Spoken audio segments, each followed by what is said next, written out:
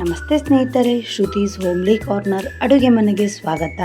ಇವತ್ತಿನ ರೆಸಿಪಿ ಏನಂದ್ರೆ ಚೌಳಿಕಾಯಿ ಪಲ್ಯ ಮಾಡೋದು ಹೆಂಗಂತ ನೋಡಂಬರ್ರಿ. ಈ ಚೌಳಿಕಾಯಿ ಪಲ್ಯ ಮಾಡೋಕೆ ಚೌಳಿಕಾಯನ್ನು ತುಂಬು ನಾರು ಎಲ್ಲ ಬಿಡಿಸಿ ಚೆಂದಾಗ ತೊಳ್ಕೊಂಡು ತವಿ ಮ್ಯಾಗ ಹಾಕ್ಕೊಂಡು ಚೆಂದಾಗ ಫ್ರೈ ಮಾಡ್ಕೋಬೇಕ್ರಿ.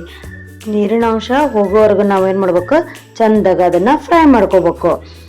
ಇಲ್ಲಾದರೆ ಎಣ್ಣೆ ಹಾಕಿ ಹುರ್ಕೊಳ್ಳೋಕೆ ಸರಿ ಆಗಲ್ಲ. ಆಮೇಲೆ ಒಂದು 2-3 ಸ್ಪೂನ್ ಆಗುವಷ್ಟು ನಾವು ಎಣ್ಣೆ ಹಾಕ್ಕೊಂಡು ಚೆಂದಾಗ ಅದನ್ನು ಮತ್ತೆ ಹುರ್ಕೋಬೇಕು. ಮೆತ್ತಗಾಗುವವರೆಗೂ ಹುರ್ಕೊಂಡ್ರೆ ನಮ್ಗೆ ಚೌಳಿಕಾಯಿ ಪಲ್ಯ ಭಾಳ ರುಚಿ ಆಕೈತೆ ನೋಡ್ರಿ.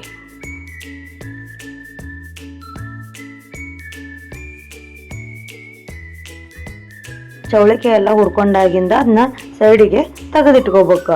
ಆಮೇಲೆ ಒಂದು ಪ್ಯಾನ್ ಒಳಗೆ 1-2-3 ಸ್ಪೂನ್ ಆಗುವಷ್ಟು ಎಣ್ಣೆನ ಹಾಕೋಬೇಕು ನೋಡ್ರಿ.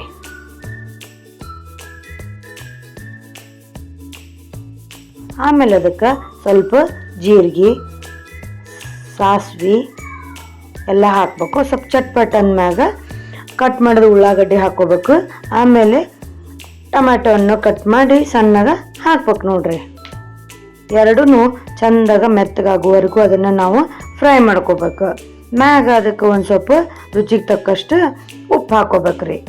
ಆಮೇಲೆ 1 ಟೇಬಲ್ ಸ್ಪೂನ್ ಅರಿಶಿನ ಹಾಕಿ ಚೆಂದಾಗ ಫ್ರೈ ಮಾಡ್ಕೋಬೇಕು.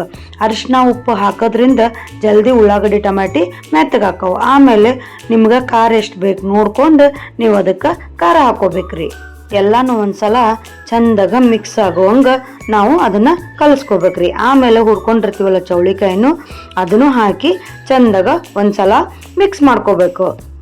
ಆಮೇಲೆ ನಾವು ಇದಕ್ಕೆ ಮೇನ್ ಇಂಪಾರ್ಟೆಂಟ್ ಏನಂದ್ರೆ, ನಾವು ಶೇಂಗಾನ ಹುರ್ಕೊಂಡು ಅದನ್ನು ಪುಡಿ ಮಾಡಿ ಇಟ್ಕೊಂಡಿರ್ತೀವಿ ರೀ, ಅದನ್ನು ಇದಕ್ಕೆ ಹಾಕಿದ್ರೆ ಚೌಳಿಕಾಯಿ ಪಲ್ಯಕ್ಕೆ ಹಾಕ್ಬೇಕ್ರಿ. 1 ಟೇಬಲ್ ಸ್ಪೂನ್ ಹಾಕಿ ಆಮೇಲೆ ಗುರೆಳ್ಳನ್ನು ಹುರ್ಕೊಂಡು ಅದನ್ನು ಪುಡಿ ಮಾಡ್ಕೊಂಡು ಅದಕ್ಕೆ 1-2 ಸ್ಪೂನ್ ಅಷ್ಟು ಹಾಕಿ ನೀರು ಹಾಕಿ ಚೆಂದಾಗ ಮಿಕ್ಸ್ ಮಾಡ್ಕೊಂಡ್ರೆ ಚೌಳಿಕಾಯಿ ಪಲ್ಯ ಭಾಳ ರುಚಿ ಆಕೈತ್ರಿ. ಒಂದು 5 ನಿಮಿಷ ಲಿಡ್ ಕ್ಲೋಸ್ ಮಾಡಿ ಕುದಿಯಾಕ ಬಿಟ್ರೆ ನಮ್ಗೆ ಚೌಳಿಕಾಯಿ ಪಲ್ಯ ರೆಡಿ ಆಕೈತೆ ನೋಡ್ರಿ. ಈ ರೀತಿ ಈ ಬಿಸಿ ಬಿಸಿ ರೊಟ್ಟ್ಯಾಗ ಚೌಳಿಕಾಯಿ ಪಲ್ಯ ಭಾಳ ರುಚಿ ಆಕೈತಿ. ನೀವು ಒಂದ್ಸಲ ಮಾಡ್ರಿ, ಹೆಂಗಾಗೈತಿ ಅಂತ ನಂಗೆ ಕಮೆಂಟ್ ಮೂಲಕ ತಿಳಿಸೋದನ್ನು ಮರಿಬೇಡ್ರಿ. ಹಂಗೆ ಹೊಸ ರೆಸಿಪಿ ಏನಾದರೂ ಬೇಕಂದ್ರೆ ನನ್ನ ಚಾನಲ್ನ ಸಬ್ಸ್ಕ್ರೈಬ್ ಮಾಡಿರಿ. Thank you for watching.